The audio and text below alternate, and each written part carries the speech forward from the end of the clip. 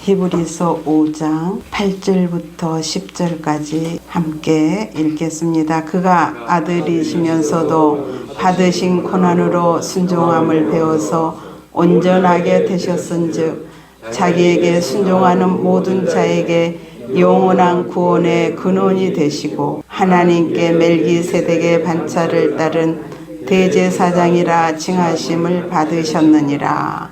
아멘. 이 성경 히브리서 말씀은 다른 성경과 달리 히브리서만큼은 저자가 없어요. 신약에 들어와서 이 말씀을 어떤 사람들은 이 성경 자체를 인정하지 않기도 했어요. 그러나 하나님께서는 이 말씀, 이 히브리서 말씀은 구약의 레위기나 똑같은 말씀의 뜻이 많이 잠겨져 있어요. 레위기가 제사 직분에 대한 말씀이 많이 있듯이 이 신약 시대에서 이 히브리서의 말씀도 제사의 직분에 대한 말씀이 많이 있어요. 그래서 구약은 신약의 그림자이거든요. 그래서 이 말씀 속에서 우리들에게 나타내시고자 하신 뜻이 무엇일까? 이 시대적으로 우리들에게 주신 말씀이 참 깊이가 있어요. 이 말씀 속에서도 짧은 구절이지만 그가 아들이시면서도 받으신 고난으로 순종함을 배워서, 그죠? 순종함을 배웠다는 거예요. 왜 이렇게 순종이 중요할까요? 순종이 굉장히 말씀을 많이 하고 있거든요. 이 로마서 5장 19절에 보면 한 사람이 순종하지 아니함으로 많은 사람이 죄인 된 것 같이 한 사람의 순종함으로 많은 사람이 의인이 되었다. 한 사람이 순종치 아니함으로 많은 사람이 죄인이 되고 한 사람의 순종하심으로 많은 사람이 의인이 됐다. 많은 사람 죄인 된 것, 인간이 타락함으로 아담과 헤아가 타락함으로 많은 사람이 죄인이 되었는데 우리 예수님을 통해서 예수님 한 사람으로 인해서 많은 사람이 의인이 됐다는 거예요. 우리는 그를 믿음으로 아무 조건 없이 믿음으로만 의인이 될 수 있다는 사실일 거예요. 그래서 이 순종이라는 말씀이 빌립보서 2장 8절에도 보면 사람의 모양으로 나타나사 자기를 낮추시고 죽기까지 복종하셨으니 곧 십자가에 죽으심이라. 죽기까지 복종하셨다는 거예요. 순종하고 복종은 비슷하지만 절대적인 것을 복종이라고 말씀할 수 있죠. 그런데 또 마태복음 26장 39절에 보면은 저번에도 말씀했지만 이 잔을 내게서 떠나게 하옵소서. 그러나 나의 온대로 마옵시고 주님의 하나님의 뜻대로 하옵소서. 이것도 순종의 말씀을 상징하는 뜻이거든요.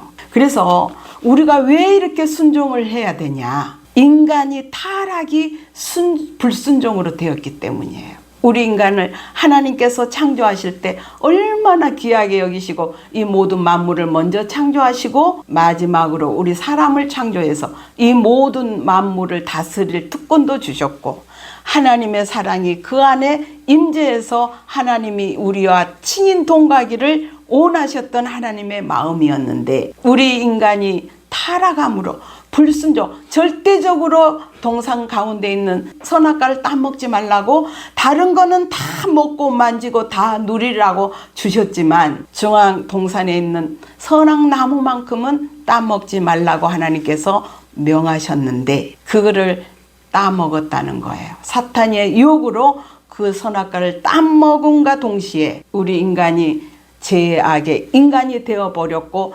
하나님과 같이 살 수 있는 조건이 안 되었다는 거예요. 그래서 우리 인간이 거기서부터 하나님과 담이 세워졌고 하나님은 죄를 다스릴 수 없고 지으시지 않으셨기 때문에 우리 인간을 에덴에서 추방할 수밖에 없는 그 아픔을 하나님은 그때에 당하셨던 거예요. 어느 부모가 어느 자식을 내치고 싶겠습니까?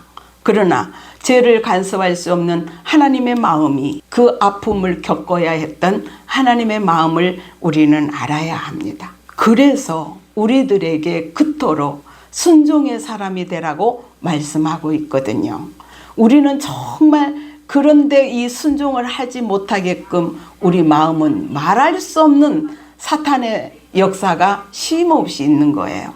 하나님의 말씀대로 순종하려고 하면 우리는 우리 자신들이 순종하지 못하게끔 막는 거예요. 또 신앙으로 잘 살아가려고 마음을 먹으면 우리 마음은 자꾸 세상으로 우리를 끌고 가는 거예요. 순종하지 못하게끔 사탄이는 할 수만 있으면 택한 자라도 넘어뜨리기 위해서 수단과 방법을 가리지 않고 역사한다는 거예요. 그래서 한 사람이라도 자기 자식, 지옥 자식 만들기 위해서 역사를 한다는 거예요. 그런데 하나님께서는 참고 기다리시고 하루가 천년같이 천년이 하루같이 기다리시면서 오늘도 그 순종의 사람을 바라시고 원하시는 하나님 앞에 우리의 삶을 드리는 것 자체가 그 순종이라고 우리는 말씀하고 있습니다. 정말 우리가 이 세상에 우리가 살아가는 동안 이 세상에 내 가족에도 우리가 이렇게 하자 불순종할 때 그 뜻이 안 맞을 때 얼마나 안타깝습니까? 그런데 하나님의 말씀은 전부 다 하나님의 뜻을 나타내셨는데 우리는 그 말씀과 상관없이 우리 마음대로 살고 우리의 뜻대로 우리의 고집대로 마음대로 살다가 교회에 와서만 말씀 듣고 그냥 흘러버리는 거예요. 그러면 이 말씀이 하나도 유익이 되지 않지 않습니까? 그렇다면 하나님과 상관없는 자가 된다는 거예요. 교회만 왔다 갔다 하는 자가 되어서는 우리는 절대 안 됩니다. 하나님의 자녀로 하나님께서 원하시는 말씀으로 우리가 거듭나서 이 말씀대로 살아가는 게 우리 신앙생활인 것이고 이 신앙생활이 우리의 전부가 되어야 된다는 사실입니다. 그래서 우리가 이 말씀을 하나님의 뜻을 나타내신 이 말씀 속에 우리는 순종함을 배워서 예수님도 온전하게 되셨은즉 우리도 그 발자취를 따라가야만이 하나님의 사람으로 설 수 있다는 사실입니다. 우리가 그래야 하나님의 자녀가 된다는 사실입니다.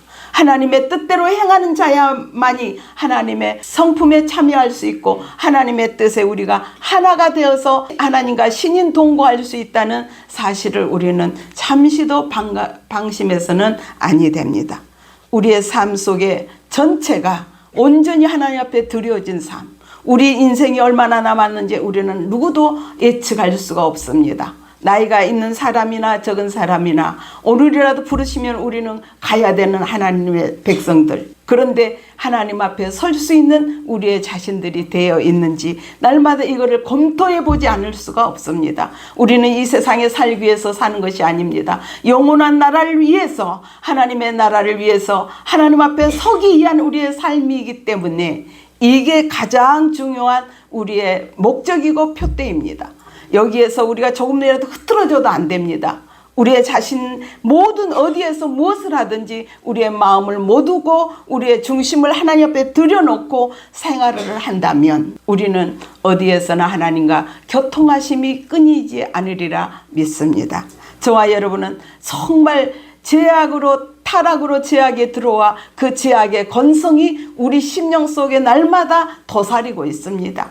제약을 짓기 위해서 만든 그런 성품에 우리가 있기 때문에 늘 우리의 마음속은 제약이 나를 요동칠 때가 많이 있습니다. 그러나 이거를 우리는 초월하지 않으면 이 모든 제약과 싸워 피 흘리기까지 우리가 대항해야만이 이길 수 있다는 거예요. 예수님께서도 3대 시험을 당했습니다. 마귀한테 당했습니다. 그러나 예수님이 말씀으로 물리치듯이 우리도 마찬가지입니다. 지금 우리들에게도 그 시험이 없는 게 아니거든요.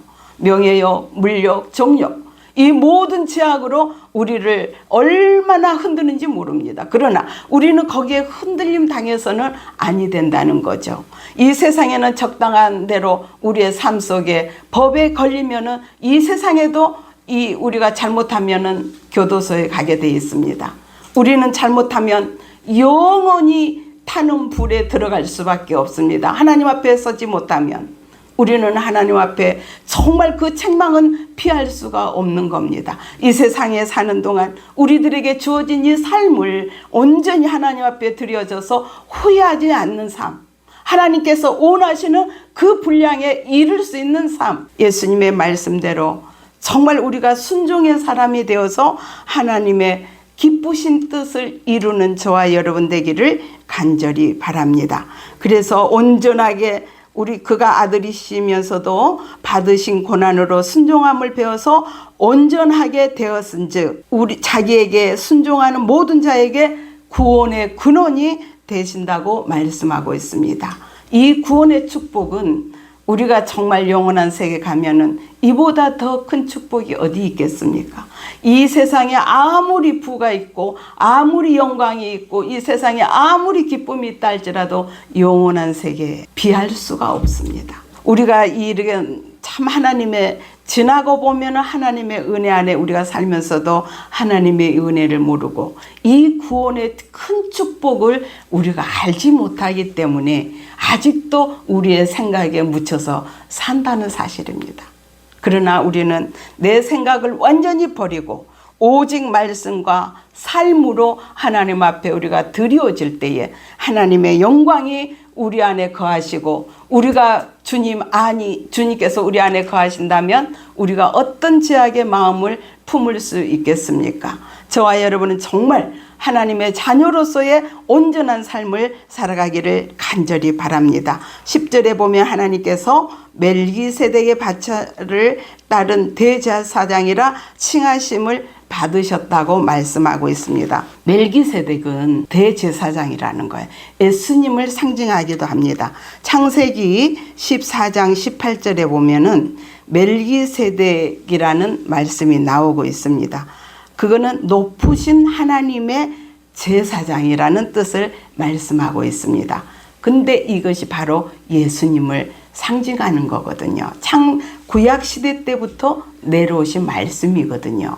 그래서 멜기세덱은 이름도 없고 족보도 없고 시작도 없고 끝도 없다는 뜻을 상징하고 있어요. 근데 이 말씀 속에 우리 예수님이 그죠? 시작한 날도 없고 끝도 없어요. 예수님 성탄이 예수님 생일 아닌 거 아시죠? 또 끝날도 몰라요. 정확한 날을. 그러나 역사적으로 사실인 것은 예수님이 돌아가신 십자가에 정말 우리들에게 확실하게 보여주고 있지만 그 날과 그 시는 모른다는 거예요. 예수님 나신 날도 마찬가지, 또 가신 날도 마찬가지. 그래서 예수님을 상징하는 예표의 뜻으로 우리들에게 멜기세덱의 반차를 쫓는 멜기세덱이라는 이 뜻을 주셨는데, 크게 말씀하면 이 말씀은 대제사장이라는 거예요. 대제사장은 모든 고난이 있다는 거예요. 모든 것을 다스릴 수 있는 고난. 이게 축복이죠.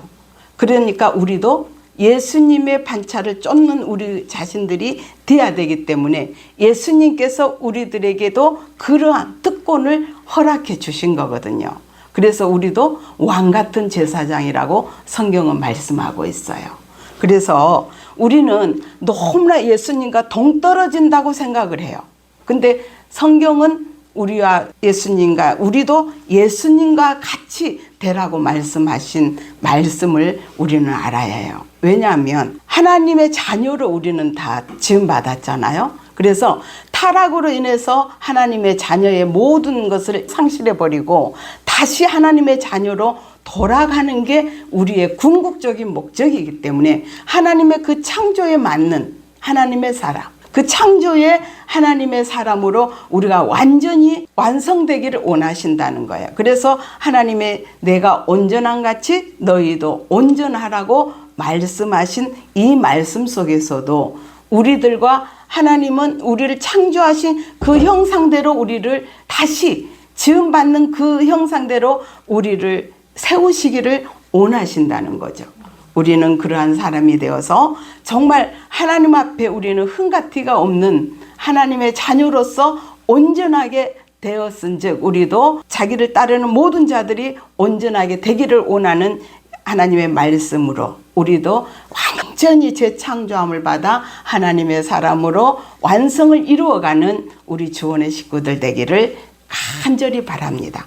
그래서 이 말씀 속에서 우리들에게 주신 정말 기쁘신 이 말씀, 무조건 우리는 순종함으로 우리가 어떤 일이 닥쳐도 아무리 힘들어도 순종함을 배워서 온전하게 되신 예수님처럼 우리도 순종하여 하나님의 온전한 자녀로 세움받는 저와 여러분 되기를 간절히 바랍니다.